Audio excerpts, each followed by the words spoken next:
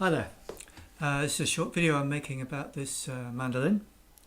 This is a 1910 DeMeglio mandolin. It's their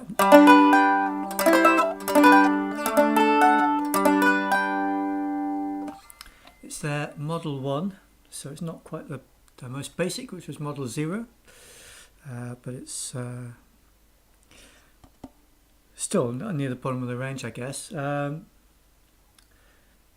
As I've said in another video, these DeMeglios were made almost kind of like Lego or something. You know, they'd make a whole load of standard parts and just mix and match to get the spec that they wanted. So the higher spec models basically just had some fancy bits stuck on the outside of this, you know, rather than being inherently different. So anyway, I've just finished repairing this one and getting them back together.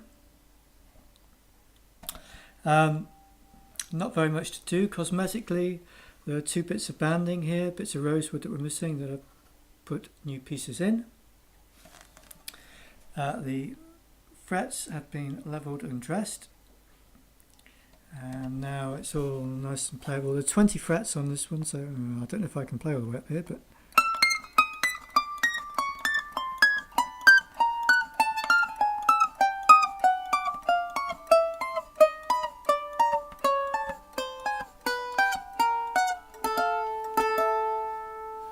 so it's playable all the way up and down the neck, as you'd expect.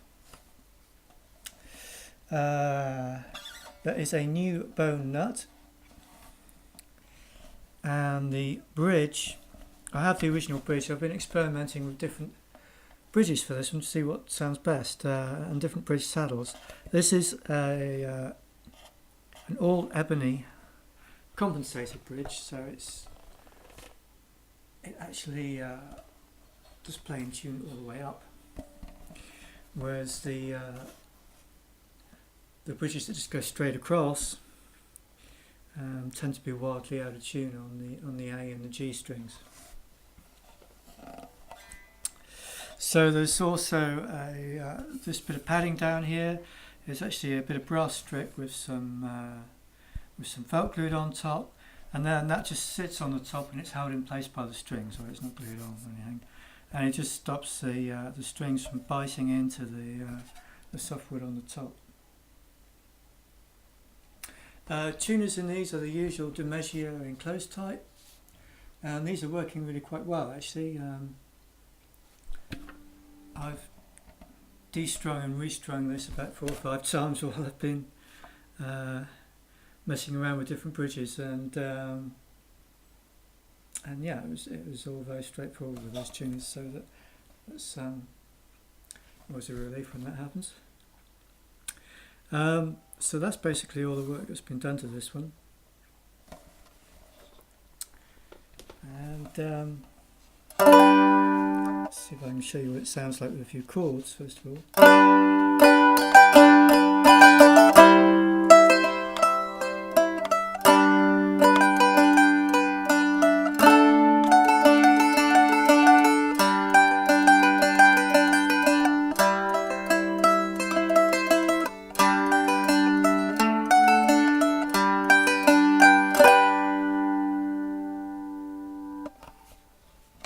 So it's got that usual bow back, big ringing sound.